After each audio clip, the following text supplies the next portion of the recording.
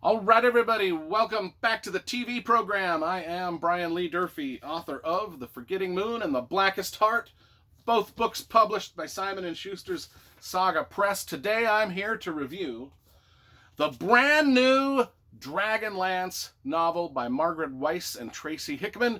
This is called Dragons of Deceit, book number 1 in the Dragonlance Destiny series. I think it's called the Destinies. Yeah, let's see.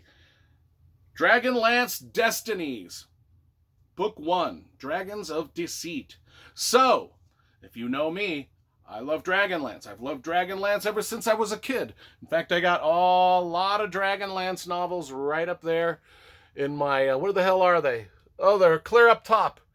They're right up there. Been collecting those bad boys since I was just a child. Loved the original Dragonlance.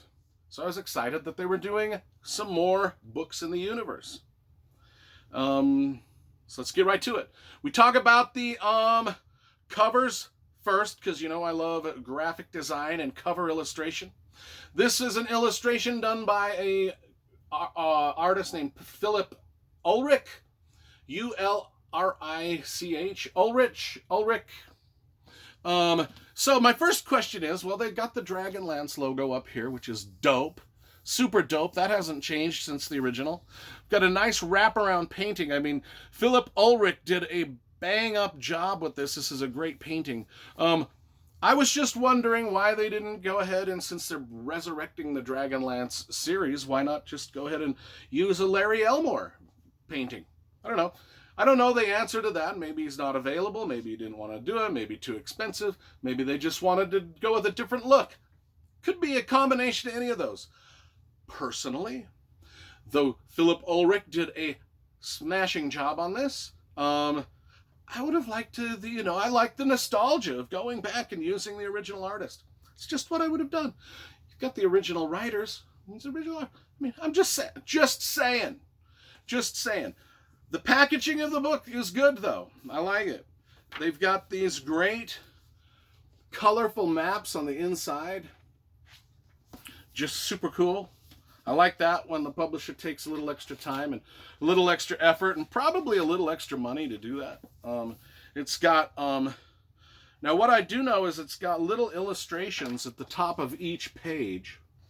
Not page, chapter.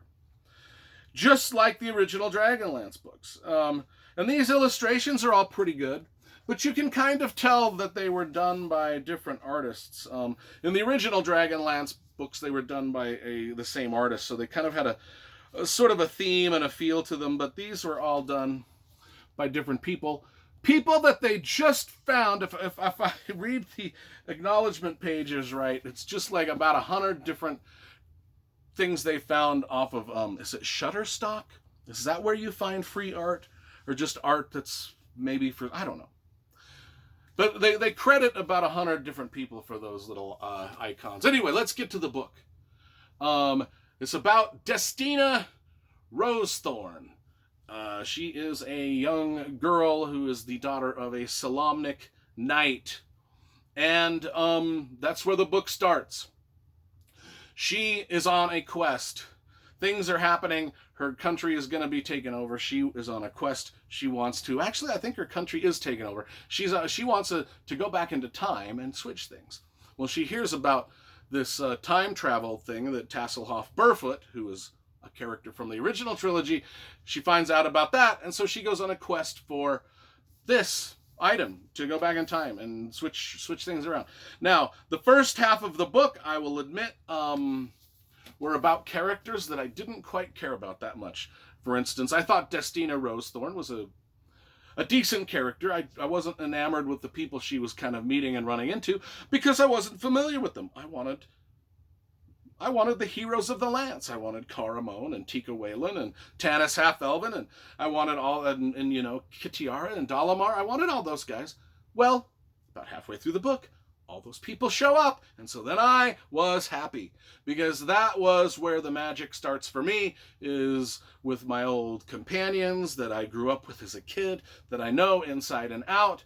And that's where really the Dragonlance magic resides, is within that group of original characters from Dragons of Autumn Twilight. And they show up in here, and they show up, and Destina gets to meet them, and the interaction between all of those characters and the different things, Tasselhoff, Burfoot, it's just absolutely took me back to when I was younger, loving these books. And it really raised my enjoyment of the book a lot.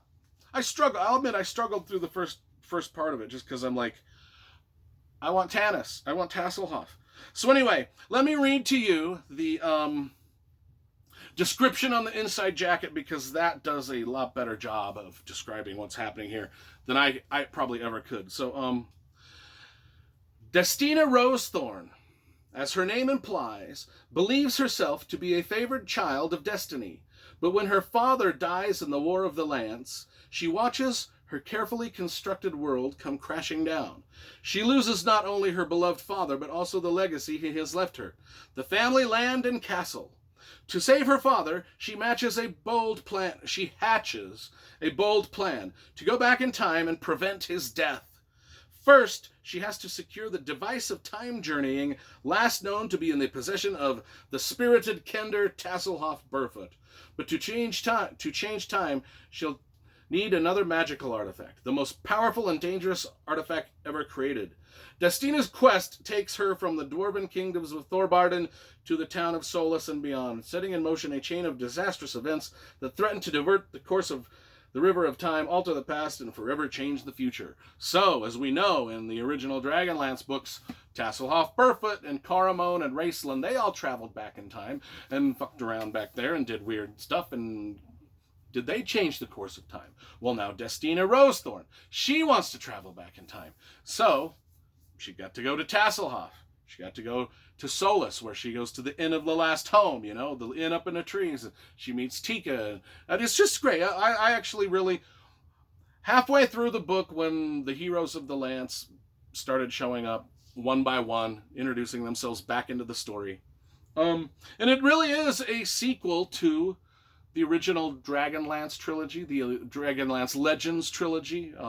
It's a really good beginning sequel to those, and I hope,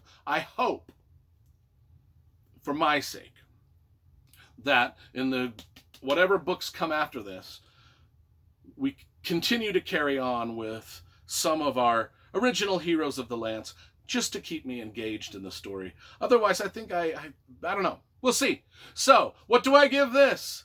Dragons of Deceit. I enjoyed it, the second half, quite a lot more than the first half. Enough to give this a good 7.5 out of 10. And so if you love Dragonlance and you want to get back into it, here's a good place to reintroduce yourself to all of that and get stoked about maybe rereading some of the others. Because I'm sure there are little gems and hidden nuggets float. I mean, I read that there just are.